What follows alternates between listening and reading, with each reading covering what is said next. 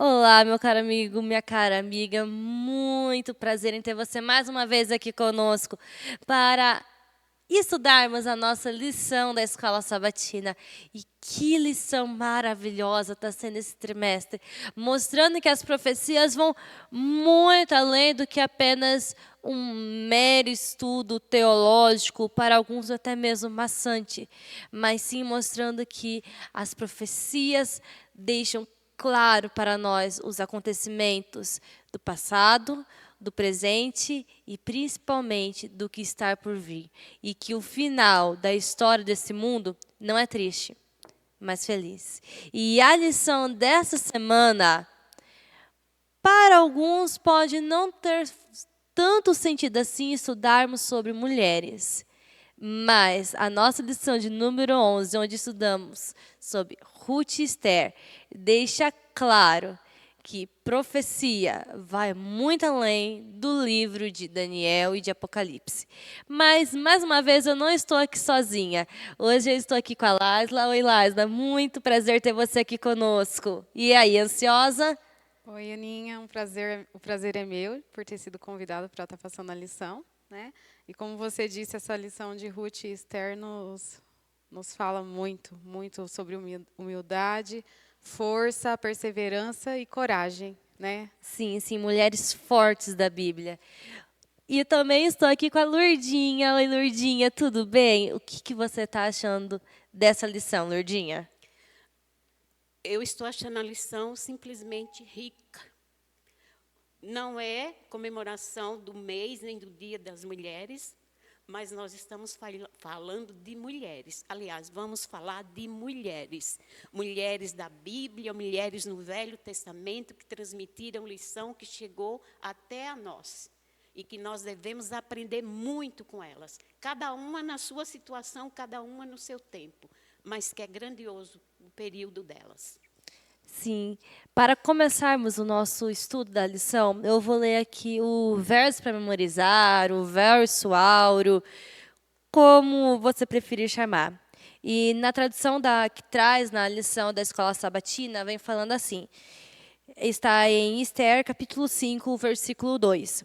Quando o rei viu a rainha estar parada no pátio, ela alcançou o favor diante dele, e o rei estendeu-lhe o cetro de ouro que tinha na mão. Esther se aproximou e tocou na ponta do cetro. Esse versículo é muito emblemático, porque veio num ponto crucial da história de Esther. Mas antes de nos aprofundarmos um pouco na história de Esther, nós temos que lembrar que elas não são as únicas mulheres escritas na Bíblia que fizeram coisas importantes. Nós temos Eva, que foi a primeira mulher, que o seu nome já vem dizendo vida. Tivemos as parteiras no livro de Êxodo, que salvaram Moisés. E quando chegamos aqui em Ruth e Esther, nós vemos que em toda a Bíblia, de Gênesis a Apocalipse, apresentam mulheres. Muitos podem falar que a Bíblia é um livro machista, mas não. A Bíblia é o maior livro que mostra a importância da mulher dentro da história desse mundo. Não é mesmo, Lourdinha? Concordo com você. Se alguém chamou a Bíblia de machista, é bom que pense duas vezes. Porque a Bíblia não tem preconceito e nem especifica sexo. A Bíblia ela é um todo no geral, em todos os sentidos. Conheci uma pessoa que aprendeu a ler na Bíblia, então a Bíblia também alfabetiza, né? E o assunto que nós vamos estudar, duas mulheres com suas situações diferentes, em épocas diferentes também, mas de muita importância para nós, tá? Que nós podemos fazer como elas fizeram, né? E a beleza e o amor. Veja bem, o amor de Ruth e a beleza de Esther, que é o que vai ser desenvolvido no decorrer da lição, né? Sim, sim. E você percebeu que na Bíblia o símbolo da mulher é a igreja? Então, quando nós começamos a falar de Ruth e de Esther, nós estamos falando do começo da igreja, porque Ruth se passa logo no começo da história do povo de Israel, depois deles terem entrado. É um livro que se passa junto com o livro de Juízes, e nós temos o livro de Esther, que se passa perto do fim da época em que eles estão exilados.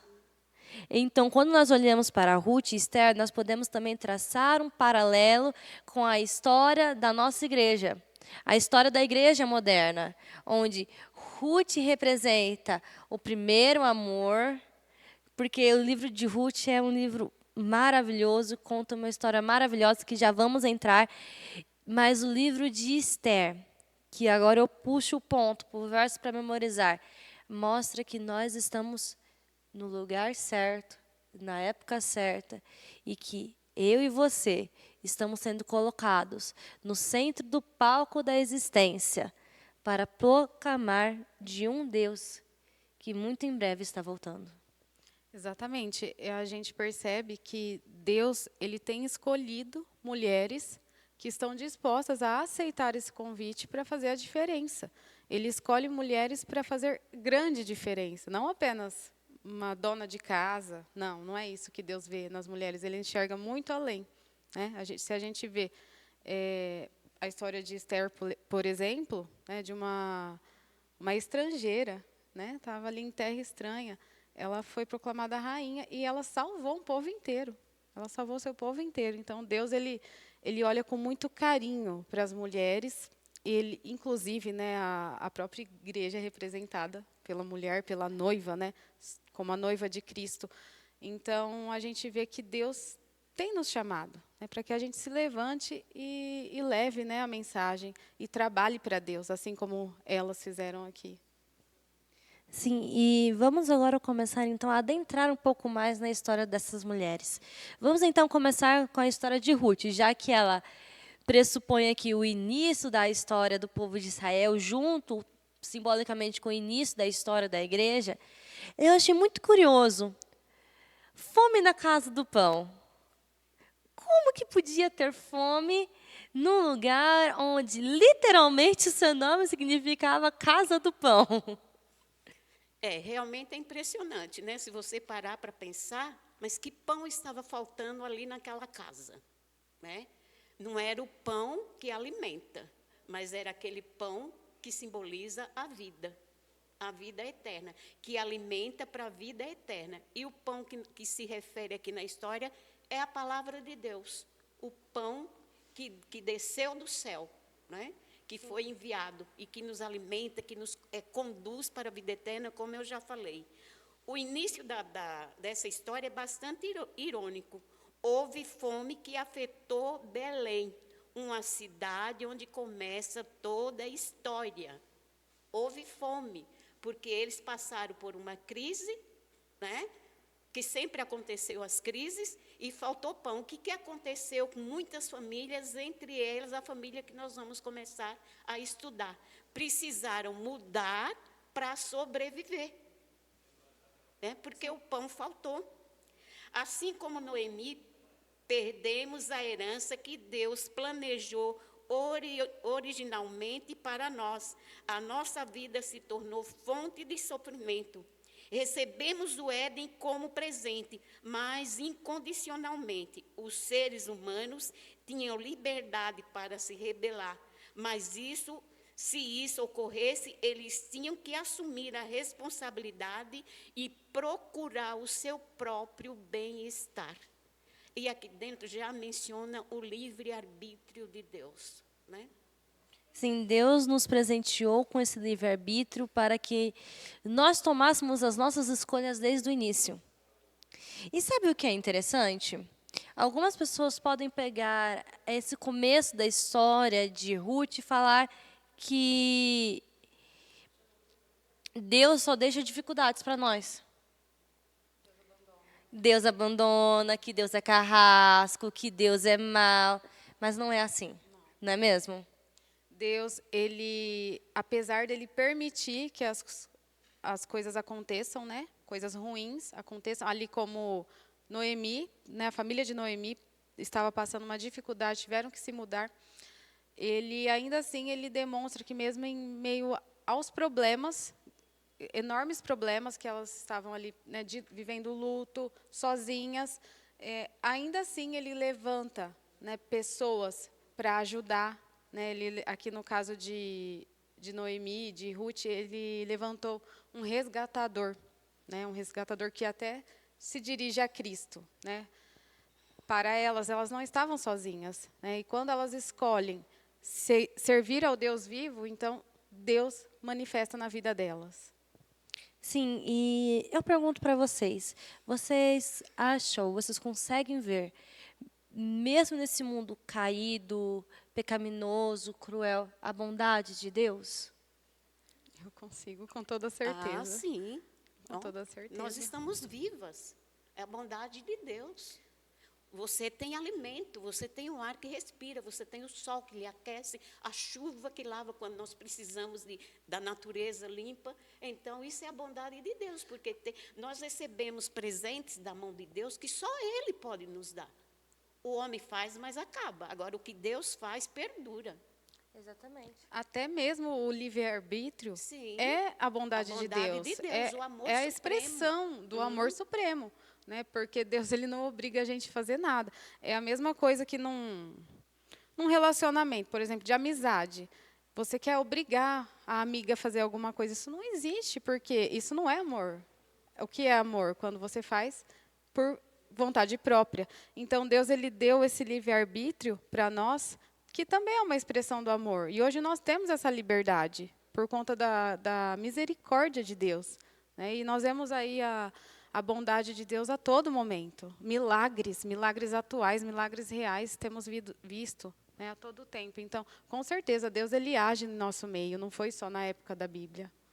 Sim, e com esses argumentos, nós poderíamos continuar argumentando. Por exemplo, o nosso planeta ele ainda produz muito alimento, o que faz com que, infelizmente, milhões e milhões de pessoas passem fome é a ganância humana que quer que tudo seja exclusivo para mim, tudo seja meu, eu não vou dividir, mas só que ainda Deus deixa sua bondade. E quando nós olhamos para esse começo da história de Ruth e de Noemi, mesmo em meio à tragédia, mesmo em meio ao sofrimento, mesmo em meio ao luto, a gente vê a bondade de Deus. Por causa que Noemi não ficou sozinha. Ruth permaneceu ao lado dela. Ruth não quis deixar a sua sogra. Noemi não era uma sogra, era uma amiga. Eu me pergunto, se fosse eu ali no lugar de Ruth, se eu teria tido essa coragem, né? Eu gostaria de ter, porque que exemplo lindo, né? De Ruth falar, não, eu vou ficar com você, eu vou cuidar de você, minha sogra. Aonde você for, eu irei. O seu Deus é será o meu Deus. Então, assim, gente, eu me emociono. E eu tenho vontade de ser assim como ela foi na hora de escolher, né, de voltar para casa, que para ela seria mais fácil, ou de seguir adiante ali cuidando daquela pessoa que estava cuidando dela, né? A declaração de amor mais linda que já existiu foi a declaração de Ruth para a sogra, tá? Nessa igreja tem um irmão que ele fez essa declaração para a namorada dele. O casal está na igreja. E todas as vezes que eu leio esse texto, eu lembro deles, porque ele contou em um sermão. O teu Deus será o meu Deus, o teu povo será o meu povo. É uma coisa assim bem profunda, né? Bem profunda mesmo, que certeza, onde você estiver, eu quero estar. Se você passar fome, eu vou passar junto de você. E aqui ela estava falando para a sogra, não era para uma pessoa que ela tinha, era um afeto de mãe e filha, né? Que ela se tornou praticamente uma filha, né? Porque foi nora, e uma nora, quando respeita muito a sua sogra, cria aquele laço de amizade, né? Sim, e outra e o coisa que levanta, interessante, Lourdinha, também, quão superficial está sendo os nossos relacionamentos hoje em dia. exatamente. E olha só que coisa interessante. dentro dessa declaração, o teu Deus será o meu Deus, porque ela adorava um outro Deus, né? Ela era uma moabita, daquela nação que não acreditava em Deus. Eles tinham os deuses pagãos. A história de Ruth é muito linda, viu? Ruth estava se preparando para ser sacerdotisa desse Deus, com D minúsculo, né? Quando ela foi convidada para levar uma criança para o sacrifício, porque aquele sacrifício eles entendiam que ia fazer a chuva, que ia abastecer, que as plantas, ia ser uma colheita boa. No momento exato, ela não fez, ela saiu correndo. Ela sentiu. Daqui sai a diferença, aonde Deus vai buscar as pessoas, nos lugares mais extremos. E ela falou para Ruth, o teu Deus, olha a certeza, o teu Deus será o meu Deus. Eu assisti um documentário dela que ela namorava escondido com o filho de Noemi, porque ela morava lá no palácio do rei, né? E ela namorava escondido. Ela tinha uma dama que levava ela num lugar discreto, eles conversavam, ele deu para ela uma tábua dos 10 mandamentos em ouro. E ela guardou aquilo com ele. E a ama dela falava, você toma cuidado, porque se o rei ficar sabendo, você vai ser morta. Mas ela começou a entender o verdadeiro amor do Deus verdadeiro. E esse amor dela por Deus foi tão grande, tão genuíno, tão verdadeiro, que quando ela chegou em Israel, ela seguiu a lei de Israel, que nós já podemos ver na segunda-feira, onde já vem falando que Ruth, por ela ser viúva, por ela ser estrangeira e estar em período de colheita, ela tinha o direito de poder ir colher. A Aninha era uma grande colheita que ela podia fazer? Não. O que a lei falava que ela podia pegar aquilo que caísse enquanto os homens estavam fazendo os feixes, enquanto estavam colhendo o trigo e a cevada. E é nesse contexto que Ruth conhece Boaz. Para muitos, a história de Ruth com Boaz é apenas um romance bonito. Eu amo ler romances, mas só que nós vemos além do amor, além daquela paixão, se apaixonou à primeira vista. Não. Quando nós vamos para o livro de Ruth, a primeira coisa que chega aos ouvidos de Boaz é sobre a bondade que ela teve com a sogra. Exatamente. E outro ponto que deve ser destacado aqui é que provavelmente Noemi foi uma serva fiel de Deus. Sim, né? Mesmo ali num país estrangeiro, Noemi deve ter ensinado e testemunhado do verdadeiro Deus, né? Que é muito diferente daqueles deuses que eles já conheciam. E é onde Ruth decidiu seguir o mesmo Deus de Noemi, porque não era qualquer Deus. Ela aprendeu pelo testemunho da sogra, por isso ela decidiu ficar, né, com Noemi.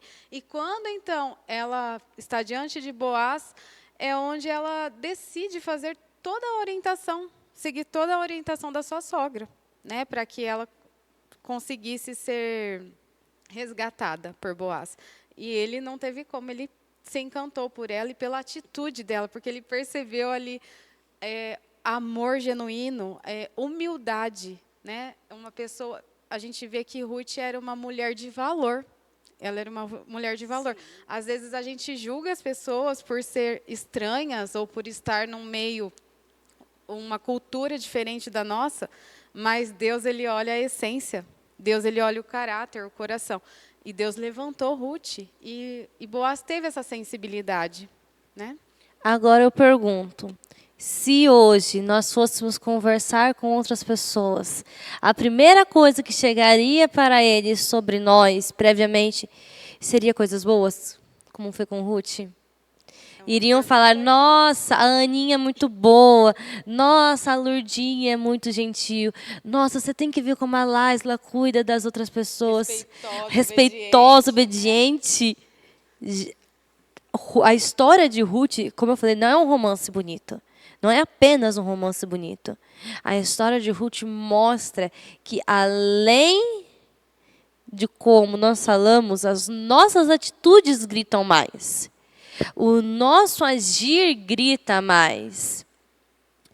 E quando nós voltamos para a questão profética, que não podemos esquecer, estamos olhando a história de Ruth e Boaz nesse momento com uma perspectiva profética, como igreja. O que estão falando de nós como igreja?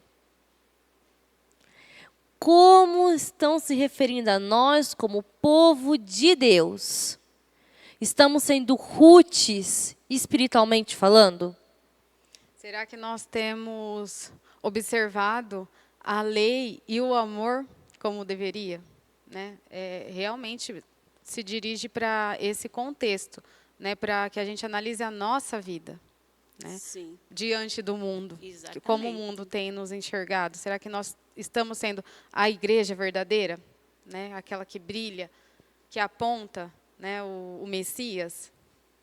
Porque surgem perguntas quando alguém olha para você e vê que você é diferente. Sim. Surgem várias perguntas. Você tem argumento para responder as perguntas? Ou você fica calado? Ou você tem só argumentos e não tem testemunhos também, né? Exatamente, Que porque são pontos aí que não devem ser extremos, né? Isso. Se você tem testemunho, você deve ter argumento. Porque se dá um testemunho quando você conhece. Não se dá um testemunho só assim, verbal. E pronto. Não, não. Você deve conhecer. E muitos conhecem, faz a diferença em você, por você ser realmente em tudo diferente. E você é notável, né? Sim. E você é notável. Foi o que aconteceu com ela. Outro documentário que eu assisti sobre ela. Quando ela chegou em Moabe, Ruth, ela foi perseguida, porque quando ela chegou em Belém, aliás, desculpa, quando ela chegou em Belém, ela foi perseguida porque ela era uma moabita. Então, as outras mulheres não a aceitavam porque ela era uma moabita. Numa determinada cena, nossa, gente, isso é de arrepiar. Ela tirou, assim, da gola ela tirou a tábua dos 10 mandamentos que o marido dela tinha feito para ela em ouro, como eu já mencionei. Aí ela mostrou, olha o Deus a quem eu sirvo. Ela mostrou para as mulheres. E se nós formos como Ruth, realmente, e deixarmos claro o Deus que nós servimos, nós podemos falar que nós, hoje em dia, temos um Boaz que vai nos resgatar. Exatamente. Porque se nós somos Ruths espiritualmente falando, a noiva de Cristo espiritualmente falando, então, dentro da história de Boaz, Boaz não é apenas um herói que vai resgatar, um homem bondoso que está seguindo a lei. Não, ele é Cristo. Ele é a personificação de Cristo na história de Ruth.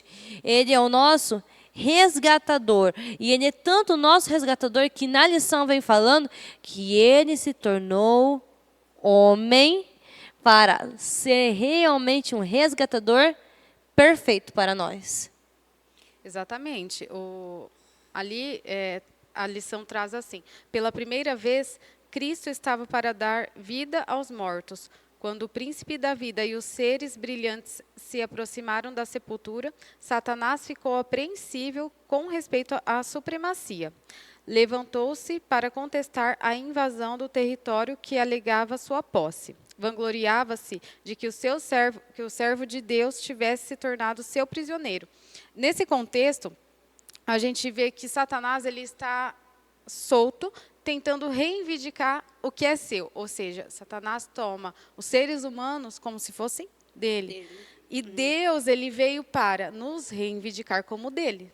Então, nós temos que nos posicionar e aceitar sermos, né, de Cristo, assim como Ruth aceitou o resgate de Boaz. Então, Cristo, aqui o papel de Cristo, quando ele veio, é dizer, não, Satanás não tem posse sobre vocês, eu vou resgatar. Mas vamos então esclarecer um pouco mais o que quer dizer esse resgatador. Porque temos aqui 2 pontos como resgatador. como você bem colocou, o resgatador que vem para nos tirar das garras de Satanás. Mas também temos o resgatador do livro de Levítico, que é esse que está embasando a nossa conversa no momento. O que diz no livro de Levíticos? Fala assim, Levíticos 25, 25. Se alguém do seu povo empobrecer e vender alguma parte de suas propriedades, então virá o seu resgatador, o seu parente, e resgatará o que esse seu irmão vendeu. Então, nessa época, vamos supor, você ficou muito pobre, você teve que vender a sua fazenda, Lourdinha. Que pena, você vendeu sua fazendinha. Mas só que você tem um parente muito rico. O que esse parente faz? Vai lá, resgata o que é seu e te devolve. Amém. Amém. Amém. E ele tem que cuidar, né? E ele tem que cuidar, como dele. Não é dele, mas é dele. É muito amor, né? É muito É amor. muito amor para esse meu parente, meu tio, não sei quem, né? Vinha assim me resgatar, me devolver aquilo que me pertenceu. Que foi isso que Jesus fez por nós. Com né? aquele imenso amor. Sem mancha, um amor genuíno, um amor puro, verdadeiro, que você pode contar em todos os momentos da sua vida. Né? Sim, e realmente a Bíblia, eu comentei com as meninas aqui antes de começar, que eu nunca tinha parado para ver Boaz como um tipo de Cristo. Né? E se enquadra perfeitamente, porque nós vimos que ele amou Ruth logo que ele a viu. Né? Assim como Deus tem nos amado logo que ele nos criou. Mesmo nós não sendo merecedores. Mesmo não sendo merecedores. Ali a gente vê Boaz já cuidando de Ruth, pedindo já para os servos, os colhedores, já deixarem mais alimento para ela, mais do que deveria. Né? Depois ele pede para ela se juntar com suas servas e comer com elas, né? Se fartar e levar para sua sogra. E ele vai lá e conversa com o seu parente para poder ver se ele vai ter o direito de resgatar ela e sua sogra. Então, a gente já vê um amor ali imenso por Ruth. E quando a gente vai para o antítipo, né, que é Cristo verdadeiro ali, né, que é o cumprimento, e aí a gente vê o maior amor de todos. Né, um amor que não dá para se pronunciar. Né, não tem como a gente descrever, porque ele deu o seu sangue por nós, mesmo sem merecer nada. Então, se alguém ainda achava até esse momento que o livro de Ruth era apenas um romance bonitinho que estava registrado na Bíblia, não é não. O livro de Ruth é um livro complexo. Exatamente, muito interessante. Socialmente, emocionalmente e agora profeticamente. Exatamente, veja bem. Desta união se seguiu uma geração da qual quem nasceu? Cristo. Por isso a comparação. Viu? A comparação. Mas porque só foi se... desse casal. Exatamente, desse casal que veio Cristo. Mas só que se nós temos na Bíblia um personagem que traz Cristo, nós também temos que ter um personagem que personifica as ações de Satanás. E é aí que entra a história de Esther. E, antes de entrar Claro. em Esther, olha só. E aonde aconteceu isso? Que cidade aconteceu isso? Belém. Belém. Olha aí a confirmação. Não é? Olha, a história de Esther é a história preferida da minha mãe. Até hoje eu não sei como foi que ela não me deu o nome de Esther. Mas só que, nesse momento, nós não vamos nos focar tanto em Esther. Esther é uma mulher forte, é uma mulher que passou por muita coisa. Gente, imagina, ela conviveu num harém com sei lá quantas outras mulheres. E ainda assim ela teve sabedoria, teve discernimento, conseguiu se destacar não apenas por sua beleza, mas também pelo seu porte, pela sua sabedoria, pela sua fala.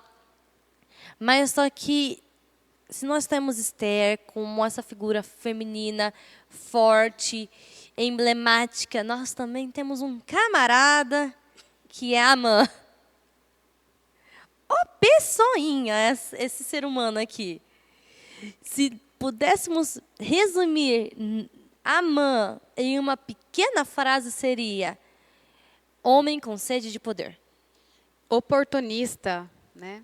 extremamente oportunista. Muito oportunista. Mentiroso, orgulhoso. Bom, todas as qualidades ruins poderiam ser atribuídas a ele. Veja bem, se nós pararmos bem para analisar, o que ele queria? O poder, o trono. Ele rei. queria ser o rei. O rei. Tanto é que ele planejou tudo para ele ser o rei. O que Satanás queria? Ser Deus. Ser Deus. Ser Deus. Ele queria ocupar o lugar, ele queria ser adorado. Nós, como temos um certo conhecimento, graças a Deus, quando ele se viu ali no terceiro, que andava no meio das pedras, ele desejou. Por que eu não posso ser adorado? Se eu estou nessa posição. Mas ele era um ser criado. Amã era o primeiro ministro do rei. Então, ele queria as honras de rei para ele. E ele planejou. Né? E ele planejou. Aí entra aqui a beleza de Esté. Né? Quando o rei viu Esté pela primeira vez, ele ficou sem palavras. E ela era judia. Né? Olha só onde Deus vai buscar as pessoas quando ele quer. Quando ele vê a diferença naquela pessoa. E aquela pessoa está disposta a aceitar. Né? Porque todos nós temos uma história, como conhecemos a verdade verdadeira. Né? Todos nós temos. Eu tenho a minha, vocês têm a sua. Tem aqueles que já nasceram num berço, num lar, que segue direitinho os princípios de Deus. Eu já passei, eu fui batizada na igreja católica, já passei por outras igrejas, então tenho a minha história. Mas Deus foi me buscar, gente. Deus, ele foi me buscar. E ele vai buscar onde estão os seus sinceros, ele vai buscar. Olha o que aconteceu com essa moça. Sim, Né? e quando nós também olhamos para a história de Amã, a gente vê que ele tem um grande ódio Do povo de Deus. especificamente de Mardoqueu, Mordecai, depende da tradução da Bíblia. Por quê? Porque ele se achava o todo-poderoso, que todos deveriam se curvar para ele, e que Mordecai, Mardoqueu, não se curvava para ele. Então ele começa a quê? A perseguir. É interessante, é importante a gente lembrar que aqui, nesse contexto, tinha o povo judeu que estava na Pérsia. Na né? Pérsia, Na isso. Pérsia, ou seja, não era no seu lugar. Né? Não, eles eles estavam estavam ali, exilados, né? isso, Sim, sofrendo sim, ainda eles longe, estavam né, longe. da sua terra, longe.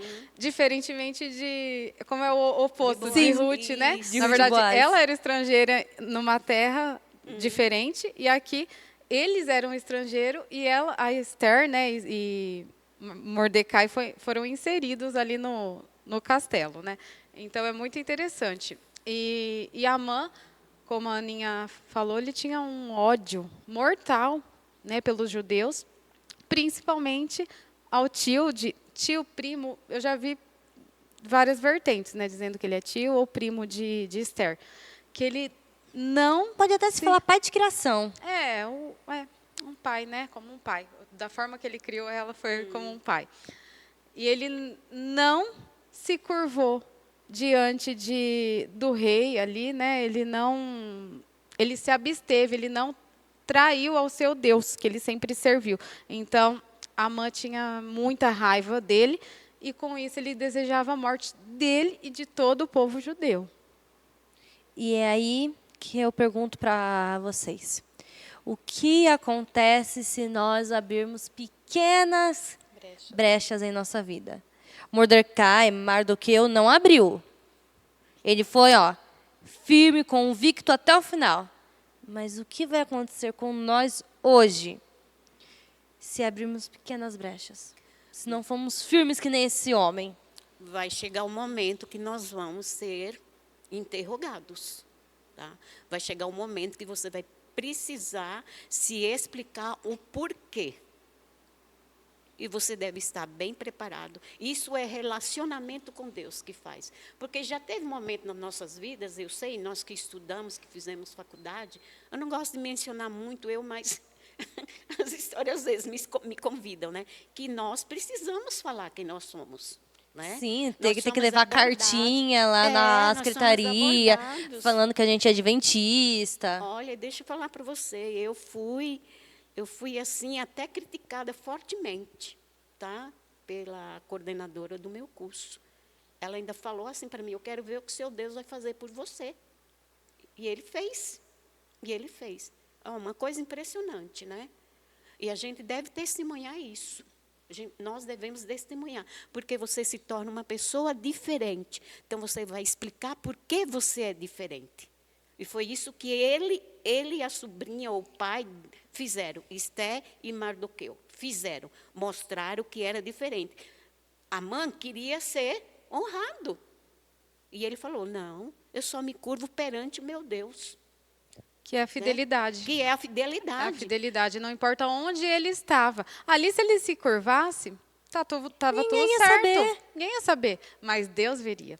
É a mesma Exatamente. coisa que a nossa fidelidade, por exemplo, com o cônjuge. Se você trai a pessoa, apesar de ninguém ficar sabendo, quem está vendo? Deus está vendo. E quem você está traindo, além do seu cônjuge? Deus. Você está traindo Deus. Eu tenho um pensamento assim. Se você conseguir esconder alguma coisa de Deus, você pode conseguir. Você pode esconder dos irmãos da igreja. Os irmãos da igreja não vão ver. Agora Deus vê. Então, não esconda de Deus. Seja sincero com Deus. Não é? Sim, e outra coisa aqui, quando nós ainda vemos essa referência a Amã como Satanás, também quando ele vai perante o rei, fala, tem um povo diferente, que segue as leis deles. E quando nós vamos para Apocalipse, lá também fala que os remanescentes são aqueles que guardam os mandamentos de Deus e têm a fé em Jesus, ou o testemunho de Jesus. E eu pergunto, nós estamos sendo esse povo diferente? Nós estamos seguindo realmente o testemunho de Jesus ao ponto de incomodar o mal? Deveríamos, né? Deveríamos, inclusive, já estarmos passando na nossa vida perseguições. Sim, deveríamos.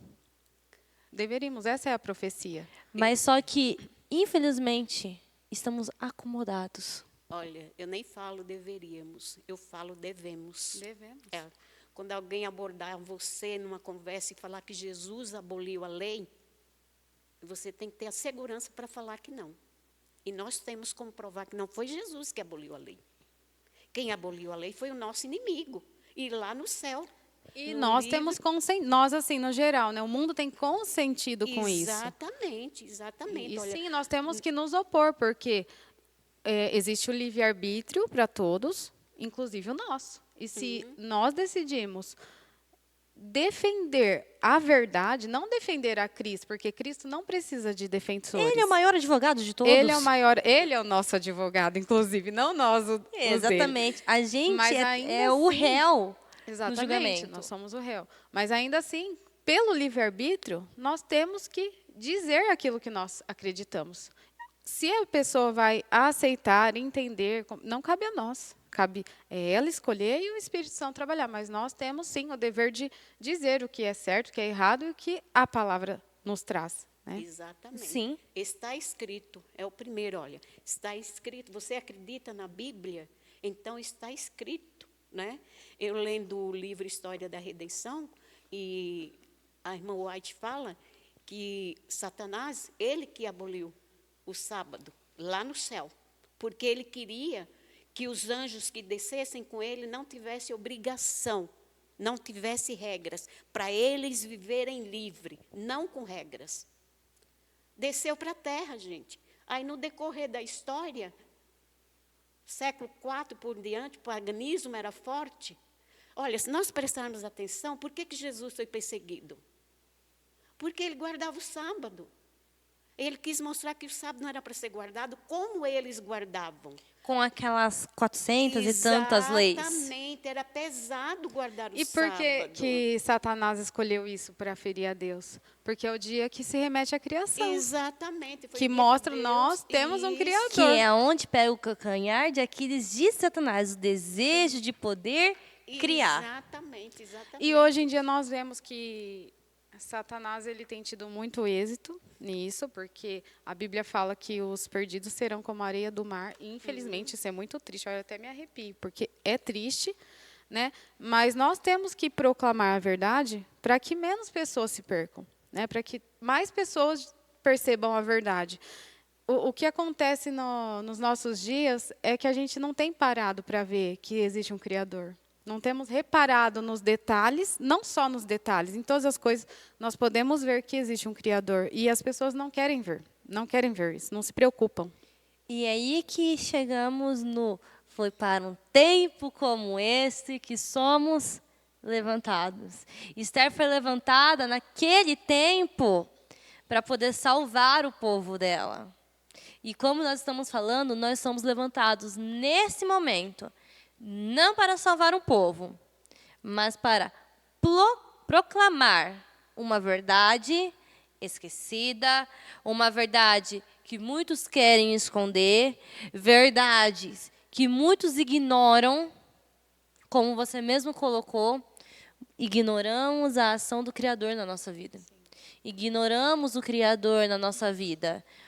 E como ignoramos? Satanás coloca tantas coisas no nosso dia a dia, tantas tarefas, tantos afazeres, tantas funções diferentes, que quando chega 6, 7 horas da noite, o que nós normalmente falamos?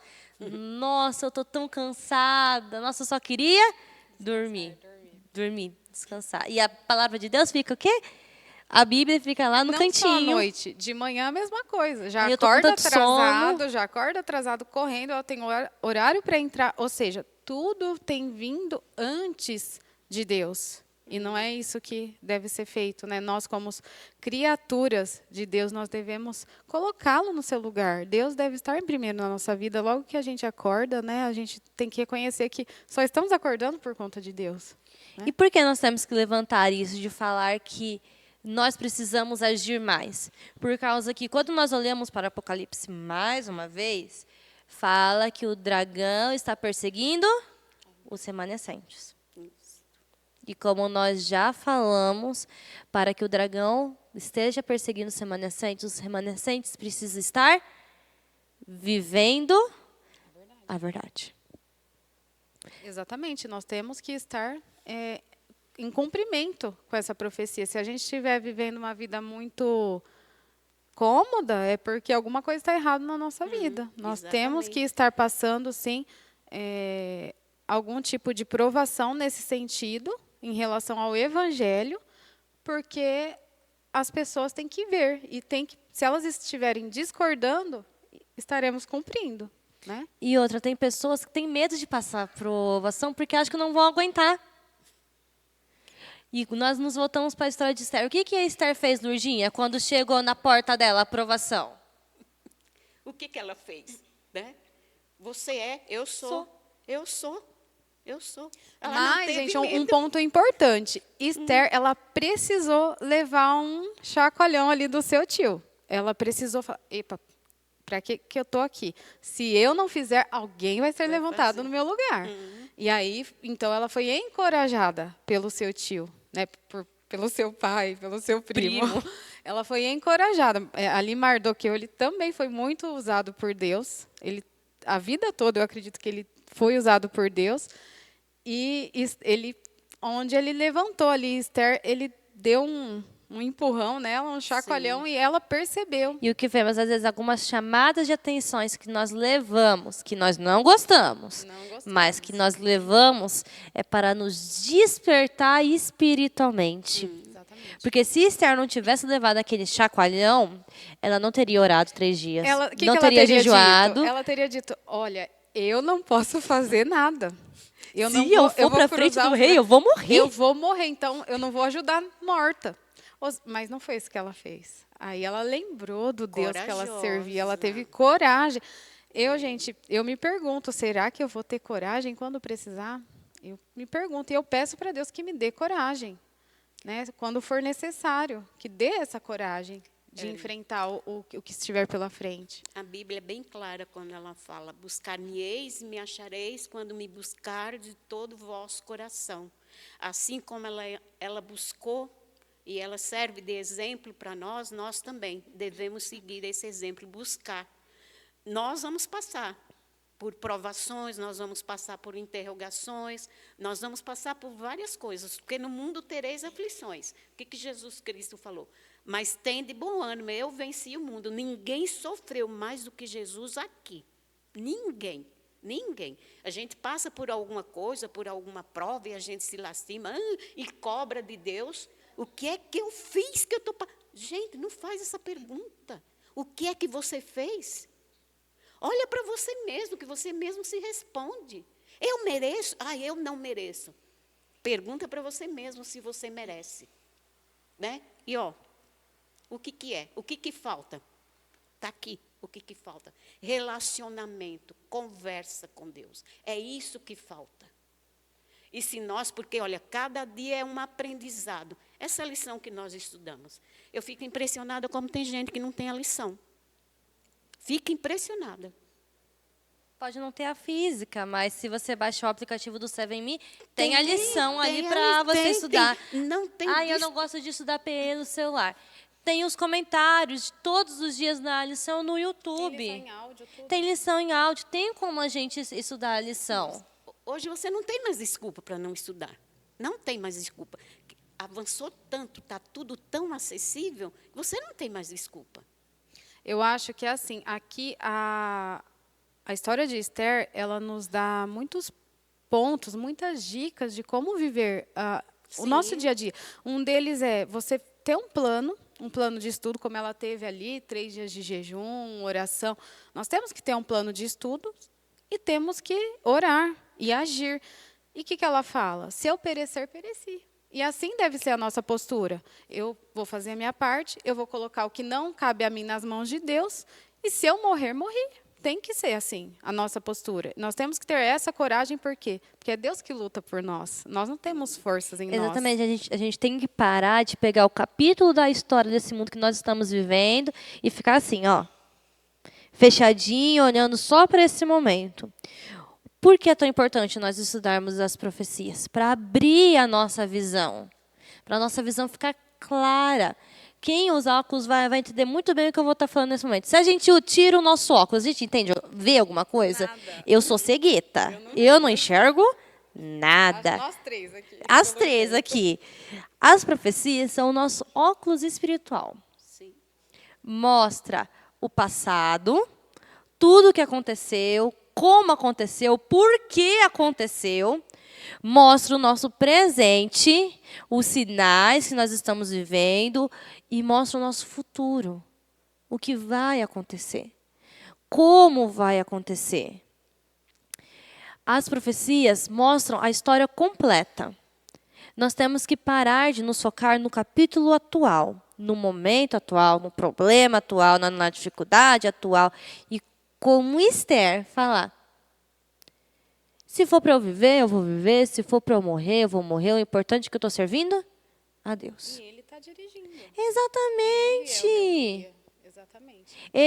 A gente não fala que ele é o autor e o consumador da nossa fé? Se ele é o autor, ele já escreveu toda a história. A história completa já passou pelas mãos dele. O nosso dever é fazer o que nós somos levantados para esse momento. Sim. Declarar as verdades que estão encobertas. Declarar que apenas Deus é o nosso Senhor. Declarar que apenas Ele é que comanda tudo. Porque tal como Amã, no final da história, foi derrotado, Satanás também será. Satanás também vai ser derrotado.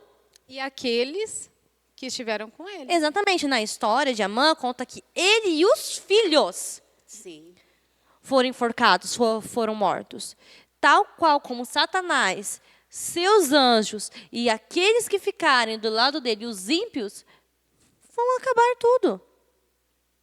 Vão ter fim. No final do milênio, a maldade vai ser exterminada para todo sempre. Para sempre. Então, o nosso momento agora, tal qual como Esther, estamos sendo levantados, colocados no meio do palco da história desse mundo, não é por acaso. Não é por, aconteceu. É o agir de Deus. Se nós gostamos tanto de bater, somos a igreja remanescente, temos que agir como a igreja remanescente. Exatamente. E sermos corajosos. Se perecer, pereci. Olha que coragem dessa mulher. daquela mulher no momento, né? Olha que coragem, olha que palavras. Se perecer, pereci. Ela não estava se importando se ela ia continuar lá na vida boa que ela tinha lá dentro, que era rainha, né? Ela não estava se importando com isso. Ela queria salvar o povo dela, né? A quem ela representava, porque ela era. Porque quando o rei ficou sabendo que ela era judia, ele tomou um impacto, né? Tipo, pera, você é judia? Você é judia. Ele sentiu-se impactado, né? Porque, né? Que causou impacto. E tal qual como o rei protegeu Esther quando ele achou que a mãe estava atacando ela dentro do palácio, quando ela se revelou judia, Deus também vai proteger a gente no final. Quando for necessário. Exatamente. No livro Profetas e Reis, quando nós chegamos na sexta-feira, vem trazendo um trechinho dele. E fala que por discursos falados e escritos, por ameaças e zombarias, procurarão destruir sua fé. Por meio de informações falsas e apelos enfurecidos, despertarão a ira do povo contra os fiéis. Nós temos que entender que coisas ruins vão acontecer, vão mentir sim sobre nós, vão falar muito mal sobre nós, mas não é porque eu não gosto da Aninha, eu não gosto da Lurdinha. É por causa que nós vamos estar levantando uma bandeira que Satanás odeia. E nós também temos que lembrar que Satanás trabalha 48 horas por dia. 14 dias. Não é 24 horas, 7 dias por semana. Ele não descansa. E nós também não temos que descansar. Por isso que eu acho que, de forma resumida, essa lição hoje, ela vem falando para nós que nós devemos nos posicionar. Não quer dizer, eu vou parar de viver minha vida em nome do Evangelho. Não é isso. Nós vamos nos posicionar vivendo a nossa vida. Como essas duas mulheres, elas estavam vivendo. No dia a dia, no meu trabalho, eu vou me posicionar, na minha escola, na minha casa, no meu bairro. Aonde eu estiver, eu vou me posicionar quando for necessário, né? E as pessoas vão olhar para nós e vão saber o Deus que nós servimos. Eu acho que é isso que a lição traz para nós. Vai ficar claro. Que Deus nos ajude a sermos assim, como elas, né? De não escondermos a nossa identidade. Quando for abordado, fale a verdade. Não camufle. Sou, não. Fala a verdade. Olha no olho e fala. Tenha convicção. Tenha convicção, porque se você não tiver convicção, você está negando. Então fala. Agora, você precisa saber falar. Não é falar com raiva, não é falar querendo enfiar a goela abaixo, a verdade, não. Você sabe uma coisa que acontece muito, que muitas pessoas não aceitam por causa desse peso nas palavras. O amor de Deus é singular. Nós não podemos expressar o amor de Deus com peso. É um amor que você vive. E se ele faz bem para você, você deve transmitir para os outros também, para que todos possam viver bem. Porque o amor de Cristo nos constrange. Amém. Amém. E vocês acreditam que a gente já chegou no fim da lição? Já. Gente, eu passaria aqui mais uns 40 minutos facinho falando sobre as duas. Passou, mas olha, essa lição foi maravilhosa. E se você ainda achava que o livro de Esther, o livro de Ruth eram apenas livros bonitinhos na Bíblia, livros gostosos para você falar para as meninas lerem, lê do engano, meu amigo, minha amiga. O livro de Esther, o livro de Ruth tem uma profundidade e um peso imenso. E eu espero que, tal qual essas duas mulheres tiveram convicção de seguir a lei e de não esconder quem elas são, eu e você também sigamos a lei de Deus e não escondemos quem nós somos, porque nós somos os remanescentes, aqueles que foram levantados para declarar a todo mundo: temei a Deus e dai-lhe glória, pois é chegada a hora do juízo. E eu espero você na próxima lição, para juntos, mais uma vez, estudarmos, conversarmos, discutirmos as lições, os ensinamentos que estão sendo trazidos para nós. E deixe aqui nos comentários o que você está achando da lição desse trimestre. Estamos no finalzinho, mas ainda temos muitos assuntos interessantes para conversar. Eu aguardo você no nosso próximo vídeo. Tchau, tchau.